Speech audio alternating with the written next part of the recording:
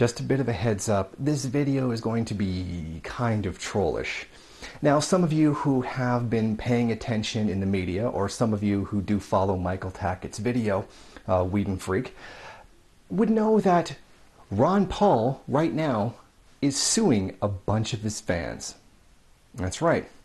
Mr. Freedom for Everybody Through Markets is taking his own fans to court. Now, I didn't realize this, but RonPaul.com is not actually owned by Ron Paul. It's actually owned by a group that supports him. And they built it up into this huge thing with subscriber lists and people on their mailing lists and all kinds of work. Apparently 5 years of major effort by his fans have gone into building this site to support Ron Paul. Now, Ron Paul did express on the Alex Jones show that he was interested in getting a hold of that website because, after all, it does have his name. Now, here's the thing. The people who own the website offered it to him for, I think it was about $250,000. Ron Paul didn't even bother to respond to the offer. Instead, he immediately went to court. Here's where it gets weird and nasty. The owners of the site, who claim that they've invested nearly 5 years in building the online community, raised countless dollars for Ron Paul's campaign, made an offer to give the former congressman the ronpaul.org website for free and the ronpaul.com domain, along with its 170,000 strong mailing list for $250,000. Well, Ron Paul didn't like the deal. Instead, he decided to go to the UN Intellectual Property Organization and sue, saying that they're acting in bad faith and that the site is only worth about $50,000, which is very interesting. Well, so much for the whole supply and demand determines the market price, eh, Ron Paul? Now, the people who do own the website did give a statement responding to the fact that they are being taken to court.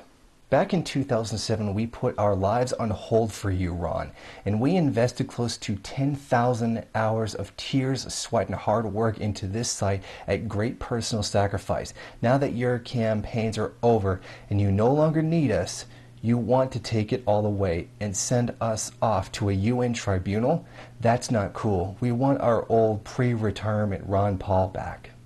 What I think is happening here is that a bunch of Ron Paul fans are getting a reality check when it comes to property rights, particularly in this case, intellectual property rights. This is what real life actually does. Your glorified savior doesn't really care about you. He cares about owning property and money, or in this case, intellectual property, because that's what libertarianism is actually about. Now, it's very interesting to notice that Ron Paul has gone to a UN body.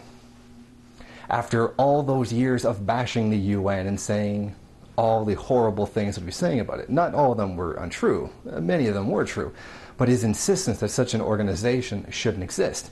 And yet now, he comes to them to get a hold of the website. Now, normally that wouldn't be so hypocritical, because that might have been his only avenue, his only legal avenue to obtain the website. However, he has a market mechanism by which to obtain it, by paying for it. Unfortunately, the market didn't work out in his favor, which is seemingly not fair according to him, but the, billions of people who go hungry every day, well, the market's okay there according to Ron Paul, because that's just the way the system works. That's the market.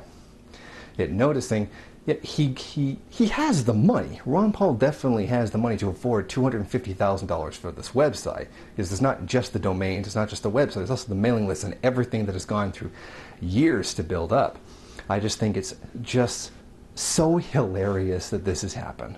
And it is so appropriate to teach not only Ron Paul fans a lesson, but to show libertarians a lesson as well.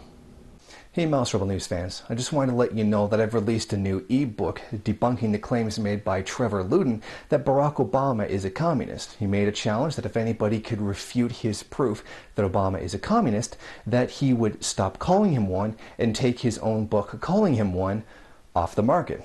So if you want, head over to the MRN bookstore on lulu.com and check it out.